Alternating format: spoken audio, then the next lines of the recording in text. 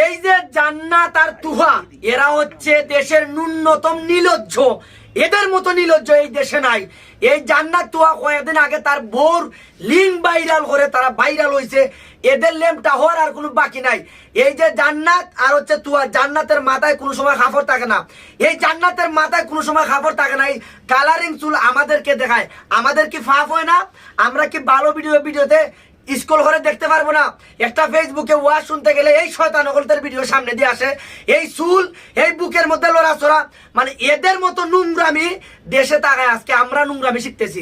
এরা যদি আজকে নোংরামি না করতো আমরা নোংরামি ভিডিও করতাম না।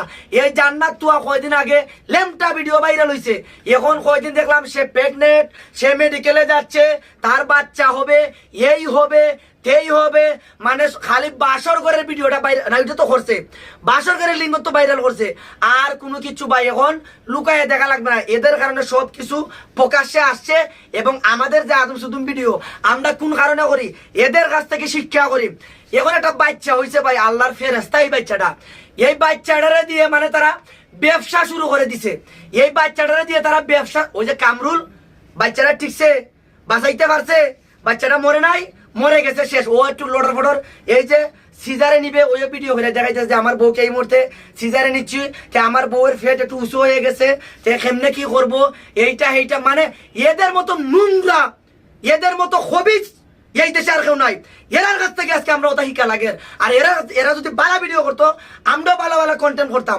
এরা যদি ভালো কন্টেন্ট করতো আজকে আমরাও সমাজে ভালো কন্টেন্ট ওটাই দিতাম। এদের কারণে আজকে আমাদের এই অবস্থা।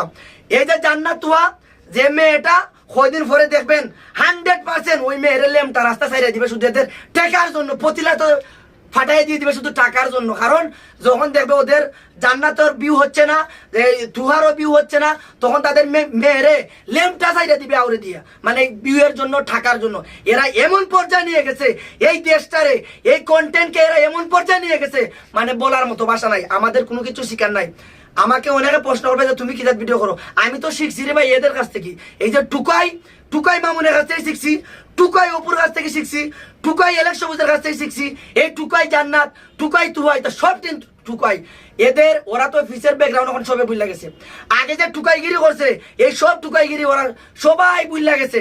এখন তারা সমাজে মানে ভালা বলদ হয়ে উঠতেছে। এবং বাচ্চাটারও পর্যন্ত তারা সার দেয় নাই, এই অনলাইনে আইনা আমাদেরকে দেখাইতেছে। ভবিষ্যৎ প্রজন্ম, আমারও চিন্তা ভাবনা যে আমিও বাচ্চা নিয়ে ব্যবসা করবো, তাদের ভিডিও দেখা মানে কি পর্যায়ে গেছে এই নির্লজ্জ শয়তান হলতের ভিডিও আজকে সমাজটা নষ্ট করে।